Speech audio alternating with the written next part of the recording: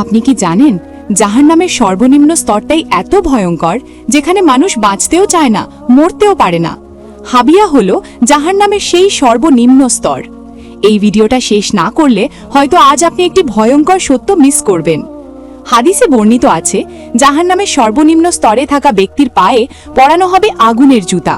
সেই জুতার উত্তাপে তার মস্তিষ্ক ফুটতে থাকবে, যেমন পানির হাঁড়ি ফুটে ওঠে। সে ভাববে, আমি বুঝি সবচেয়ে কঠিন আযাবে আছি, কিন্তু বাস্তবে সে থাকবে জাহান্নামের সবচেয়ে কম শাস্তিতে। চারপাশে শুধু আগুন, আর্তনাদ আর অসহ্য যন্ত্রণা। সেখানে এক সেকেন্ডও 1000 বছরের মতো মনে হবে। কোনো মৃত্যু নেই, নেই কোনো মুক্তি, শুধু অনন্ত অনুশোচনা।